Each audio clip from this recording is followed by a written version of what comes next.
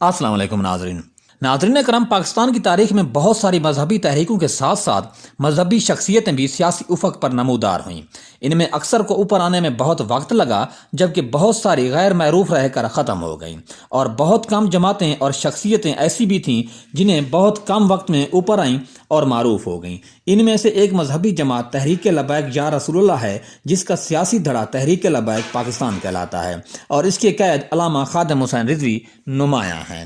تحریک لبیک کا جنم اگر حادثاتی کہا جائے تو بے جا نہ ہوگا، کیونکہ اس جماعت کے وجود میں آنے والے عوامل نے اس جماعت کو حادثاتی جلا بخشی، اور پھر یہ پوری طرح ملک کے سیاسی، معاشرتی اور مذہبی افق پر چھا گئی۔ اس جماعت کے وجود کا پہلا جواز 2011 میں پیدا ہوا، جب پنجاب کے سابق گورنر سلمان تاثیر کو پنجاب پولیس کے ایک کانسٹیبل ملک ممتاز حسین امان قادری نے ہلاک کر دیا جب وہ اس کی حفاظت کی ڈیوٹی پر مامور تھا۔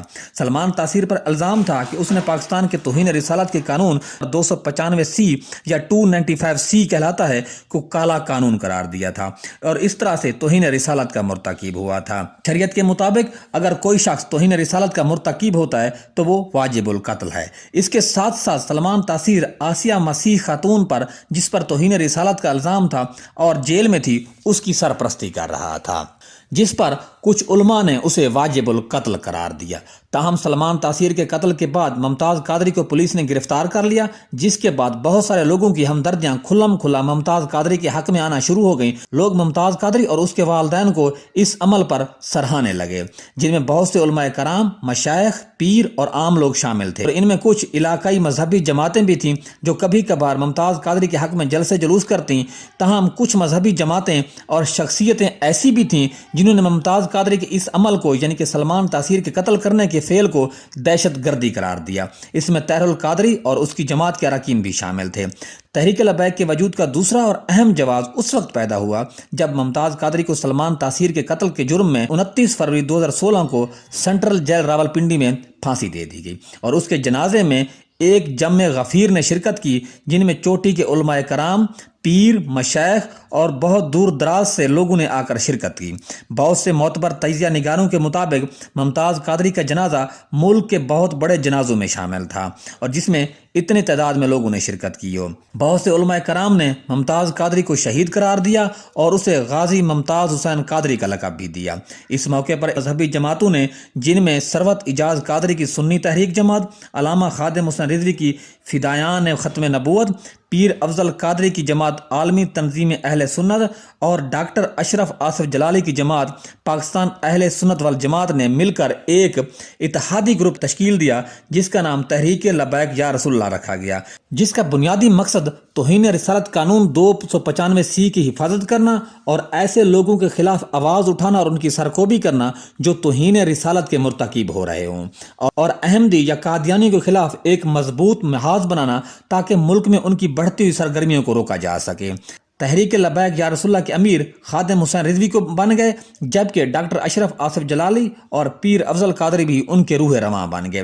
ممتاز قادری کے چہلم کے موقع پر لیاقت باغ راولپنڈی میں ان تمام علماء نے حکومت کو 3 گھنٹے کا الٹیمیٹم دیا کہ وہ جلد از جلد ملک میں نظام مصطفیٰ نافذ کریں، نہیں تو وہ 3 گھنٹے بعد ڈی چوک اسلام آباد کی طرف مارچ کریں گے۔ 3 گھنٹے گزرنے کے بعد اور مذاکرات ناکام ہونے کے بعد یہ لوگ ڈی چوک اسلام آباد پہنچ گئے اور وہاں کئی روز تک دھرنا دیا۔ 2017 میں تحریک لبیک نے اپنا سیاسی جماعت تحریک لبیک پاکستان کے نام سے الیکشن کمیشن میں رجسٹر کرائی۔ 17 ستمبر 2017 میں ہی نواز شریف کی نااہلی پر خالی ہونے والی سیٹ حلقہ NA 120 پر پہلی دفعہ اپنا امیدوار کھڑا کیا اور تیسری پوزیشن لے کر تمام سیاسی جماعتوں کے لیے خطرے کی گھنٹی بجا دی۔ 2017 میں ہی تحریک لبیک کے اندر اختلافات کی وجہ سے ایک گروپ ڈاکٹر آصف اشرف جلالی کا ان سے علیحدہ ہو گیا، اور آہستہ آہستہ سنی تحریک بھی سائڈ پر ہو گئی۔ اکتوبر 2017 میں حکومت نے 2017 کے الیکشن بل میں ختم نبوت کی زبان میں رد و بدل کیا، تو تحریک لبیک نے فیض آباد انٹرچینج پر دھرنا دے اسلام آباد اور راولپنڈی شہر کو بند کر دیا، اور یہ دھرنا اس وقت تک جاری رہا جب تک وزیر قانون زاہد حمد نے استعفیٰ نہیں دیا۔ اس دھرنے کے بعد یہ تاثر دیا گیا کہ اس دھرنے کے پیچھے فوج ہے، اور ان دھرنوں کو نواز شریف کے خلاف استعمال کیا جا رہا ہے۔ 2018 کے الیکشن میں TLP یا تحریک لبیک پاکستان نے تمام مذہبی جماعتوں کی نسبت سب سے زیادہ ووٹ حاصل کیے، جبکہ مجموعی طور پر 3 سیٹیں بھی حاصل کی۔ لیاری کراچی کے حلقے میں تحریک لبیک پاکستان کے امیدوار نے پاکستان پیپل پارٹی کے چیئرمین بلاول بھٹو زرداری سے زیادہ ووٹ حاصل کیے۔ 2018 میں سپریم کورٹ آف پاکستان نے آسیہ مسیحی کا کیس دوبارہ سنا اور لاہور ہائی کورٹ کا سزائے موت کا فیصلہ معطل کر دیا، اور اس طرح آسیہ مسیحی کو معصوم ثابت کر کے رہائی دے دی، جس پر تحریک لبیک کے قائدین خادم رضوی اور افضل قادری نے نہ صرف ملکی احتجاج کی کال دی، بلکہ پیر افضل قادری بودلہ نے سپریم کورٹ کے تینوں ججز جنہوں نے آسیہ مسیحی کا کیس سنا تھا ان کو واجب القتل قرار دیا، جس پر پولیس نے انہیں گرفتار کر لیا۔ کافی سارے جماعت کے اراکین گرفتار ہو کر جیلوں میں ڈال دیے گئے اور اس دوران آسیہ مسیح بیرون ملک بھیج دیا گیا۔ کچھ عرصے بعد ایک معاہدے کے توسط سے تحریک لبیک پاکستان کے قائدین کو چھوڑ دیا گیا اور تحریک لبیک پاکستان آج کل ختم نبوت کے معاملے پر اور تحفظ ناموس رسالت کے لیے ملک بھر میں جلسے جلوس کر رہی ہے۔ 19 نومبر 2020 کو ٹی ایل پی جماعت کے امیر علامہ خادم رضوی چل بسے۔ ان کا نماز جنازہ مینار پاکستان لاہور میں پڑھایا گیا، جس میں ریکارڈ تعداد میں لوگوں نے شرکت کی۔ لوگوں کی ریکارڈ تعداد نے علامہ صاحب کے جنازے میں شرکت کر کے یہ واضح کیا کہ ٹی ایل پی ملک کی کتنی پاورفل مذہبی سیاسی جماعت ہے۔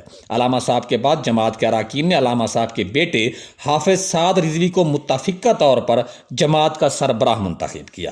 2021 میں فرانس میں حضور اکرم صلی اللہ علیہ وآلہ وسلم کے گستاخانہ خاکے شائع کیے گئے تو پاکستان میں ٹی ایل پی نے حافظ سعد رضوی کی زیر نگرانی زبردست جلسے جلوس کیے۔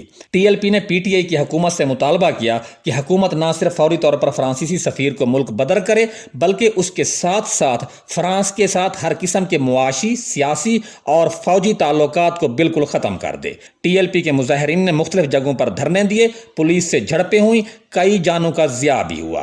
ٹی ایل پی جماعت کے اراکین باشمول حافظ سعد رضوی کو گرفتار کر لیا گیا۔ اس موقع پر ملک کے اس وقت کے وزیر اعظم عمران خان نے ٹی وی پر قوم سے خطاب کیا اور کہا کہ وہ خود مجاہد ختم نبوت ہیں، اس معاملے میں ان سے زیادہ مغرب کو کوئی نہیں سمجھ سکتا۔ اس کے ساتھ انہوں نے دو ٹوک الفاظ میں کہا کہ وہ فرانس کے ساتھ تعلقات ختم نہیں کر سکتے۔